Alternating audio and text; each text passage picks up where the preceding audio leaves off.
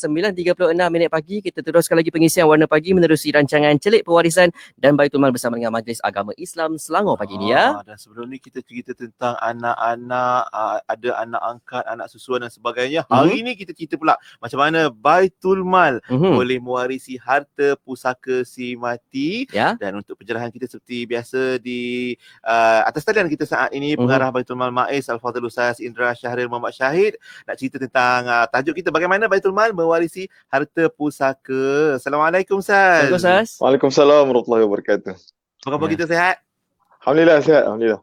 Alhamdulillah. Terima kasih Ustaz. Sudi bersama juga sahabat-sahabat pendengar kita yang saban minggu bersama kita dalam Celik Pewarisan ni. Dan yang dah ada catatan-catatan tu jangan lupa sambung catatan kita. Dan hari ni mungkin untuk mukadimah kita macam mana agaknya Baitul Mal boleh mewarisi. Sebab kita biasa dengar Baitul Mal mungkin mentadbir harta pusaka kan Ustaz kan? Tapi macam mana Baitul Mal mewarisi harta pusaka si mati? Silakan Ustaz. Betul Ustaz. Okey, bismillahirrahmanirrahim. Assalamualaikum warahmatullahi wabarakatuh.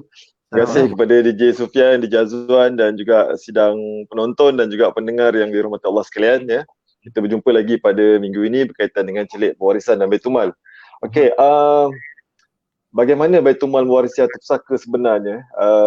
Saya mulakan dengan hadis Rasulullah sallallahu alaihi wasallam daripada Al-Miqdam bin Ma'di Karib radhiyallahu anhu bahawa Rasulullah sallallahu alaihi wasallam bersabda, "Wa man taraka malan faliwarasatihi wa ana warisum mala warisalahu." Yang bermaksud sesiapa yang meninggalkan harta, maka harta itu adalah untuk waris-warisnya. Dan aku adalah waris bagi sesiapa yang tiada waris. Ini hadis yang diriwayatkan oleh Abu Daud. Sebenarnya Baitul Mal ni telah wujud secara tidak rasminya pada zaman Rasulullah lagi ya. Yang mana Rasulullah sebagai pihak yang mengurus harta-harta orang Islam ya. Dalam konteks ini merujuk apabila Rasulullah menyatakan bahawasanya harta itu kalau ada waris maka hak waris, kalau tiada waris maka dia menjadi hak Rasulullah. Maksudnya di sini kepentingan itu menjadi kepentingan umum umat Islam yang mana Rasulullah mewakili keseluruhan umat Islam pada masa itu.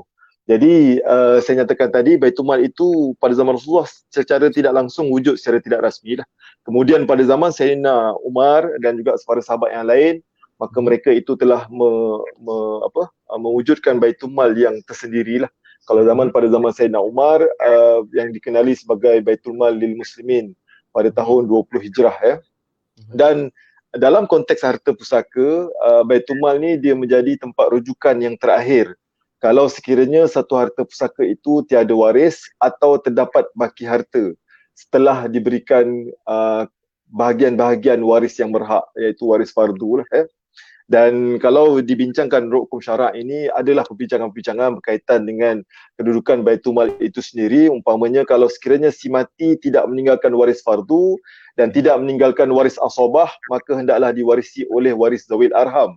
Dalam konteks harta pusaka ni dia ada 3 waris, iaitu waris fardu, waris asabah dan juga waris zawil arham.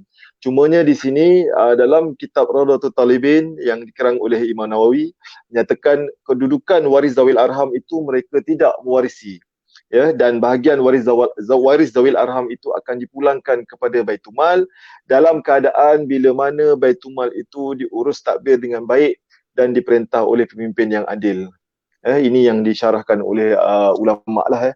Dan dalil yang dijadikan kepada hujah ini, kalau kita merujuk kepada kitab Al-Mawaris fi Syariah Al-Islamiyah fi Daw'il Kitab wal Sunnah menyatakan bahawasanya berdasarkan kepada pandangan Imam Malik dan juga Imam Syafi'i, asal pemberian hak waris atau asal pemberian hak waris adalah dengan adanya nas syar'i dan qat'i daripada Al-Quran ataupun As-Sunnah. Tetapi dalam konteks zawil arham ini dia tidak ada nas dari sudut Al-Quran dan juga Sunnah lah yang menyebabkan kenapa Imam Malik dan Syafi'i meletakkan kedudukan bahagian waris zawil arham. Kalau si mati itu meninggal dunia ada waris zawil arham, maka bahagian itu diserahkan kepada Baitul Mal.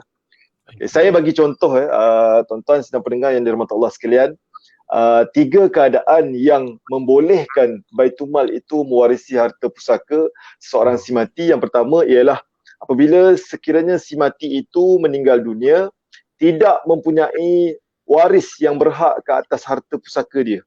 Okey. Maksudnya asalnya dia ada waris, tetapi warisnya semua telah meninggal dunia. Ada ibu, ibunya meninggal dunia. Ada bapa, bapanya telah meninggal dunia. Ada datuk, datuknya telah meninggal dunia. Kemudian dia tak berkahwin pula. Ya, maksudnya adik-beradik pun asalnya ada tetapi telah meninggal dunia. Jadi tidak ada waris langsung dalam konteks ini. Kadang-kadang kita akan jumpa kes-kes sebegini yang mana seseorang itu meninggal dunia memang dia tidak ada waris langsung dan dia berada dalam keadaan sebatang kara. Jadi dalam konteks ini maka keseluruhan hartanya akan dikembalikan kepada Baitul Mal. Itu situasi yang pertama lah. Situasi yang kedua ialah sekiranya si mati meninggalkan waris, tetapi waris yang ditinggalkan itu tidak tersenarai sebagai waris yang berhak mewarisi harta pusaka. Ya, atau terhalang daripada menerima harta pusaka. Seperti yang saya nyatakan tadi lah, iaitu waris zawil arham ataupun berlainan agama. Maksudnya dia itu asalnya waris, tetapi oleh kerana warisnya itu berlainan agama dengan dia, maka harta pusakanya juga akan diserahkan kepada Baitul Mal. Contohnya dia seorang mu'allaf, memeluk agama Islam dan dia ada ibu bapa yang yang asal dan ibu dan bapanya itu masih lagi berada dalam agama asalnya. Maka ibu dan bapa yang beragama asal ataupun adik-beradiknya juga yang beragama asal tidak akan mewarisi harta pusaka daripada si mati tersebutlah yang beragama Islam. Ya. Dalam hadis sebutlah yarisul muslim al-kafir walal kafir al-muslim kan. Yang maksudnya tidak akan mewarisi harta pusaka orang kafir ke atas harta orang Islam dan orang Islam juga tidak mewarisi harta orang kafir. Itu dinyatakan dalam hadis ya. Itu situasi yang kedua. Situasi yang ketiga ialah sekiranya si mati meninggalkan waris yang berhak menerima pusaka. Dia meninggal dunia, ada waris. Tetapi warisnya itu hanya mewarisi sebahagian saja. Maksudnya dia ada waris. Contohnya dia ada isteri. Tapi dia tak ada anak. Kemudian dia tak ada ibu, dia tak ada bapa. Betul-betul dia ada isteri sahaja. Jadi dalam konteks macam ni, dia ada waris iaitu isterinya. Tetapi isterinya tidak berhak ke atas keseluruhan hartanya. Kalau dalam ilmu faraid, isterinya itu berhak sekadar 1/4 saja. Jadi 3/4 itu akan dilimpahkan ataupun akan diberikan kepada Baitul Mal. Ataupun secara mudahnya akan diwarisi oleh Baitul Mal. Jadi Baitul Mal akan mewarisi secara 3/4 harta pusaka si mati. Ataupun si mati meninggal dunia, ada isteri, ada anak perempuan. Tak ada anak lelaki. Tak ada adik-beradik, tak ada ibu, tak ada bapa. Hanya ada 3 waris sahaja iaitu 2 waris saja iaitu isteri dan anak perempuan. Maka isteri dan anak perempuan dia tidak akan mewarisi keseluruhan. Dia hanya mewarisi sebahagian iaitu anak 1/2, isteri mewarisi 1/8. Jadi bakinya itu akan diserahkan kepada Baitul Mal. Jadi itulah saya nyatakan tadi ada 3 keadaan yang menyebabkan bagaimana Baitul Mal boleh mewarisi harta pusaka seorang si mati. Baik, menarik situasi tersebut. Itu kita harap menjawablah persoalan. Mungkin ada yang tanya kenapa sikit-sikit dengar Baitul Mal aja yang dapat harta pusaka ni kan. Kat situ memang dah diperuntukkan lah dan juga ada 3 situasi yang Ustaz sebutkan tadi. Kita harap sahabat-sahabat dapat memahaminya. Dan mungkin kalau sebelum kita berehat untuk persengan pertama sikit, kenapa Baitul Mal Ustaz? Kenapa diserahkannya Baitul Mal? Okey. Seperti mana yang saya nyatakan tadilah dari segi hukum syaraknya itu telah memang memberikan kuasa itu kepada Baitul Mal. Dan begitu juga dalam undang-undang di negara kita lah. Kalau kita baca dari sudut undang-undang pun sama juga dalam Akta Harta Pusaka Kecil Pembahagian 1955 dinyatakan mana-mana bahagian yang perlu dibayar ataupun mana-mana bahagian yang memang terserah hak kepada Baitul Mal maka akan diserahkan kepada Baitul Mal. Dan aplikasi ini ataupun praktis ini juga dilaksanakan di semua negeri-negeri di Malaysia yang mana di Malaysia ini kita ada semua Baitul Mal yang wujud di negeri-negeri masing-masing. Jadi Baitul Mal ni memang kekal wujud daripada dulu sehinggalah sekarang dan Baitul Mal ini kita boleh istilahkan sebagai ulul amri lah yang wajib kita taati untuk menyelesaikan segala tanggungjawab dan liability kita lah. Contohnya untuk urusan-urusan sedekah, fidyah, kafarah, wakaf, bayar zakat dan macam-macam lagi kan kalau kita tengok di negeri-negeri lain umpamanya yang mana Baitul Mal itu sebenarnya adalah ulul amri yang umat Islam wajib ikuti untuk mereka menyerahkan hak tersebut lah kerana tanggungjawab Baitul Mal itu adalah untuk menguruskan bagi maksud sebagai pemegang amanah dan juga memikul tanggungjawab untuk masalah ammah umat Islam.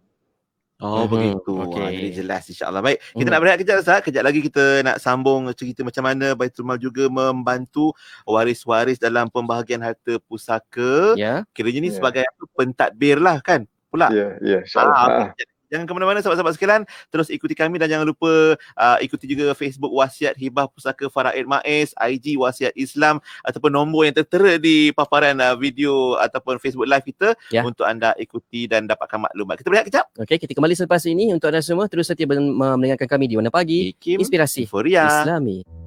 Lama sudah aku bekerja mengumpul harta. Tapi jika aku ditimpa bencana nanti, takkan harta terkumpul ni terbiar begitu saja.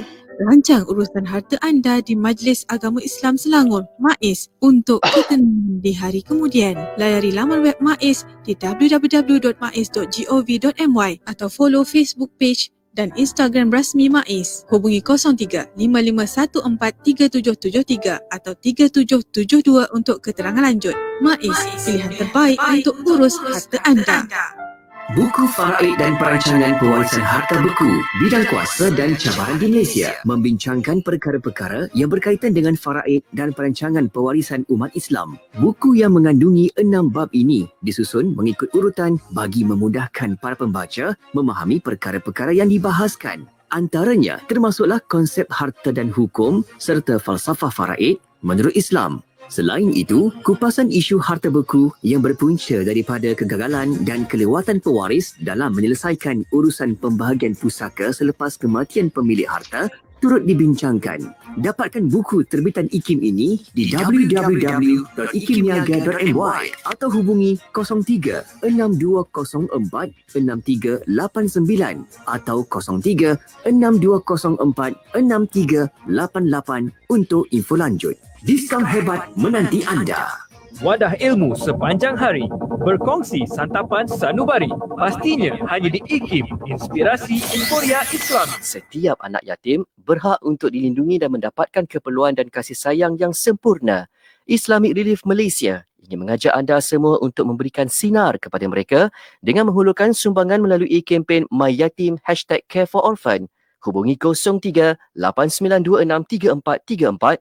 Fikir kemanusiaan, fikir Islamic Relief. Walau di mana saja anda berada, terima kasih kerana masih lagi mendengarkan Warna Pagi IKIM. Teman-teman Pian dan juga Hazwan pada waktu ini. Dan kita masih lagi bersama menerusi rancangan Celik Pewarisan dan Baitul Mal bersama dengan Majlis Agama Islam Selangor yang turut kami bawakan secara live di Facebook IKIM FM. Dengan tajuk kita hari ini tentang Baitul Mal, bagaimana Baitul Mal mewarisi harta pusaka si mati. Al-Fadhil Ustaz Indra Syahri Muhammad Syahid, pengarah Baitul Mal MAIS bersama kita pagi ini ya. Alhamdulillah. Terima kasih Ustaz. Jom kita sambung pula macam mana Baitul Mal membantu mentadbir dan menguruskan harta pusaka pada waris-waris yang dah datang ke Baitul Mal ni. Silakan Ustaz. Okey, terima kasih. Saya pecahkan kepada dua keadaan. Yang pertama ialah dalam keadaan kalau sekiranya Baitul Mal itu adalah mereka ataupun pihak yang mempunyai kepentingan. Maksudnya Baitul Mal ada bahagian ke atas harta pusaka si mati. Contohnya macam yang saya jelaskan tadi, Baitul Mal ada sebahagian daripada harta pusaka si mati ataupun Baitul Mal ada kepentingan majoriti kat atas harta pusaka si mati dan sebagainya lah. Dalam konteks jika harta pusaka itu telah pun dibuat pembahagian dan kemudian telah dilantik pentadbir, ada surat kuasa mentadbir ataupun ada perintah pembahagian, jadi Baitul Mal boleh menawarkan semula kepada waris-waris ataupun pihak berkepentingan untuk menebus harta pusaka tersebut.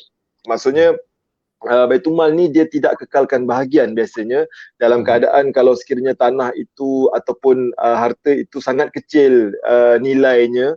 Jadi biasanya kita akan offer semula kepada waris untuk tebus lah. Kita akan tawarkan kepada waris untuk mereka menebus bahagian tersebut. Ya. Dan kalau tak ada penebusan, Baitul Mal akan mengekalkan bahagian tersebut lah. Tetapi biasanya Baitul Mal tak akan kekalkan. Contohnya dalam keadaan si mati ada isteri, ada 3 orang anak perempuan, kemudian ada bahagian kecil daripada harta pusaka itu ada portion Baitul Mal di situ. Biasanya kita akan offer semula kepada waris-waris si mati lah. Dan kalaupun tiada waris fardu, waris zawil arham juga boleh memohon penebusan lah. Dan ada beberapa lagi pihak-pihak berkepentingan ke atas harta pusaka si mati, sebagai contohnya pemilik bersama ataupun dia itu tidak menjadi waris tetapi dia ni memang kerabat ataupun ada hubungan kerabat dengan si mati, cucu ataupun cucu yang jauh ataupun anak saudara dan sebagainya, menantu dan sebagainya. Jadi kalau mereka itu ada kaitan dengan si mati, kita juga boleh offer ataupun kita boleh tawarkan penebusan bagi menyelesaikan harta pusaka si mati lah, sebab kita tak nak harta pusaka si mati itu nanti tak dapat diselesaikan dan kemudian tidak dapat diduduki ataupun diambil manfaatnya oleh waris-waris lah. Kemudian kalau tiada LA, surat kuasa mentadbir, Baitul Mal boleh memulakan tindakan proceeding lah bagi pihak Baitul Mal itu sendiri ataupun waris-waris ataupun pihak berkepentingan tadi untuk membolehkan harta pusaka itu dapat diselesaikan pembahagiannya. Dalam konteks ini biasanya Baitul Mal akan memohon perintah faraid. Jadi kalau sekiranya Baitul Mal ada locus standi yang mana Baitul Mal ini memang akan ada hak ke atas harta pusaka si mati, maka Baitul Mal boleh memulakan tindakan untuk memfailkan ataupun buat proceeding untuk memohon perintah faraid di Mahkamah Syariah dan kemudian buatlah proses pembahagian di Pejabat Pusaka, JKPTG ataupun di Mahkamah Tinggi Sivil lah, mengikut nilaian harta. Itu dalam konteks kalau sekiranya harta itu ada portion Baitul Mal ataupun ada bahagian Baitul Mal. Tetapi dalam konteks kalau sekiranya harta pusaka seseorang si mati itu tiada bahagian Baitul Mal, jadi Baitul Mal juga boleh menawarkan perkhidmatan kepada mana-mana pihak ataupun mana-mana umat Islam ataupun mana-mana waris untuk membuat permohonan pembahagian harta pusaka si mati. Maksudnya Baitul Mal mewakili waris-waris untuk membuat penyelesaian ke atas harta pusaka tersebut. Yang ni yang kita nak bantu kepada waris-waris supaya dapat membuat penyelesaian segeralah. Kadang-kadang harta pusaka itu susah nak dibahagikan kerana berlaku konflik ataupun tak cukup maklumat ataupun waris sukar dikesan ataupun macam-macam lagi lah yang kita faham sekarang ni banyak harta-harta pusaka yang beku di negara kita yang dikatakan sampai menjangkau 70 bilion dan sebagainya. Jadi kita tak nak lah kita sebagai waris itu membiarkan harta-harta pusaka tersebut tidak diambil manfaat yang akan nanti menyebabkan kesan yang buruk ke atas harta pusaka itu apabila ada waris pula yang terambil hak orang lain ataupun memakan harta secara batil. Jadi kita nak bantu waris-waris supaya buat penyelesaian harta pusaka kat situlah. Dan juga Baitul Mal juga boleh menawarkan kepada waris-waris untuk waris-waris membuat kebajikan ke atas harta pusaka tersebut. Harta-harta pusaka yang diterima secara percuma ni boleh diambil manfaat. Maksudnya kita boleh wakafkan ataupun nak buat apa-apa yang sesuai bagi tujuan masalah umum umat Islam dah. Dan juga boleh diniatkan sebagai jariah waris-waris dan juga jariah si mati itu sendiri. Baik, insya-Allah itu je. Dan kita harap itu juga apa yang Ustaz jelaskan tadi menjawab soalan daripada sahabat kita juga tadi. Dia tanya macam mana masa proses urusan harta pusaka, siapa yang tentukan bahagian Baitul Mal. Ustaz pun sebut tadi lah mahkamah dan juga Baitul Mal juga akan macam jabatan tanah kalau untuk pastikan bahagian-bahagian tersebut jelas dapat diuruskan. Baik, dan macam kalau ada juga yang tanya mungkin kalau harta tersebut diwarisi oleh Baitul Mal, bagaimana Baitul Mal memanfaatkan harta yang diwarisi itu, Ustaz? Okey. Sebenarnya Baitul Mal ada beberapa kaedah lah bagaimana kita memanfaatkan. Kalau contohnya di Selangor ini, kita ada lebih kurang 1,300 lot tanah yang masih berkongsi bahagian dengan waris-waris. Dan kemudian kita ada lebih kurang 35 lot tanah yang kita telah pun kekalkan bahagian yang di dalam satu geran umpamanya. Jadi dalam konteks ini ada beberapa kaedah lah yang kita gunakan untuk memanfaatkan. Yang pertama yang tadi yang saya katakan, kita taharus, kita pulangkan semula kepada waris-waris untuk waris tebus. Yang kedua ialah kita mengekalkan bahagian dengan cara kita melakukan sama ada kita sewakan tanah tersebut ataupun kita gunakan untuk tujuan pembangunan yang boleh mengalirkan manfaat, dan manfaat itu kita boleh gunakan, kita jana untuk masalah umum umat Islam lah. Kita pulangkan balik dalam bentuk sumbangan dan sebagainya. Dan ada juga harta-harta contohnya dalam bentuk harta alih yang kita pulangkan sedikit dalam bentuk sumbangan kepada waris-waris, terutamanya dalam konteks kalau yang si mati meninggal dunia, meninggalkan waris bukan Islam itu, biasanya dari segi praktis memang kita akan bantu sedikit sebanyak kepada warisnya yang bukan beragama Islam.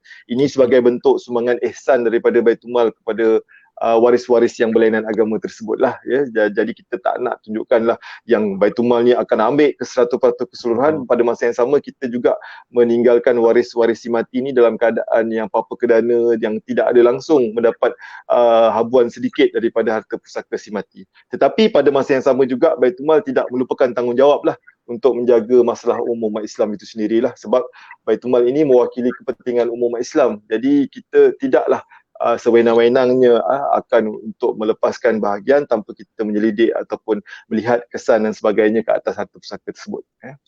Ada yang tanya ni macam mana saya nak berurusan dengan Baitul Mal. Macam biasalah kita ada tinggalkan mesej kita kan. Kalau sahabat-sahabat nak Baitul Mal MAIS, nombor dia 55143773. Sebab lalu kat situ saya nampak tu nombor tu.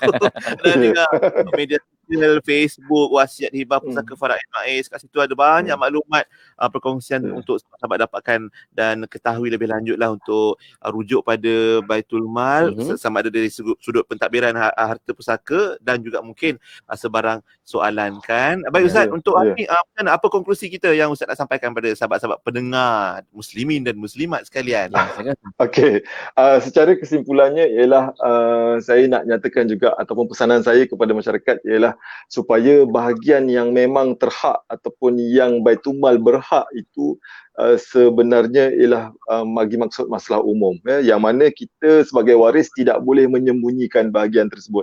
Saya khawatir di luar sana kerana ada sebahagian daripada masyarakat kita yang menyembunyikan bahagian tersebut ataupun yang menafikan hak Baitul Mal itu sendiri sebagai sebahagian daripada waris si mati. Jadi ini nasihat kami lah supaya mana-mana waris itu dapat menyelesaikan pembahagian dan mana-mana bahagian yang terhak ke atas Baitul Mal itu dikembalikan kepada Baitul Mal lah. Sebab Baitul Mal kadang-kadang tak tahu yang dalam harta pusaka si mati itu ada portion Baitul Mal di situ. Yang tu yang kita nak kerjasama daripada waris-waris dalam memastikan segala harta-harta pusaka yang diterima itu diterima dalam keadaan yang halal, yang baik, dan yang paling penting ialah dapat mengekalkan hubungan silaturahim di kalangan waris-waris. Bila Ustaz sebut tentang hak hari tu, kita letakkan hak pada tempatnya lah kan. Termasuk dalam perkongsian harta pusaka. Baik Ustaz, untuk hari ni itu perkongsian kita. Dan sahabat-sahabat tonton baliklah video kita ni di page Facebook IKIM FM dan juga jangan lupa layari Facebook Wasiat Hibah Pusaka Faraid MAIS juga. Kalau ada sebarang persoalan, kalau hari ni pun mungkin soalan-soalan yang di luar daripada tajuk kita ni, boleh anda rujuk di page Facebook Baitul Mal MAIS, insya-Allah ya. Ustaz, untuk hari ni terima kasih banyak Ustaz. Terima kasih Ustaz. Ya, terima kasih. Jumpa lagi insya-Allah. Assalamualaikum. Waalaikumsalam warahmatullahi wabarakatuh. Terima kasih. Alhamdulillah, itu dia sahabat-sahabat sekalian perkongsian kita untuk selit pewarisan dan Baitul Mal MAIS untuk hari ini. Kita belajar tentang macam mana Baitul Mal pun dapat mewarisi harta pusaka untuk manfaat dan maslahat umat. Ya, betul. Pastinya perkongsian untuk celik pewarisan dan Baitul Mal MAIS tadi menutup tirai Warna Pagi untuk hari ini, edisi hari Selasa 13 Oktober 2020, dan selepas ini Siti Rohani Surani akan bersama anda untuk Aspirasi 10.2 bermula dengan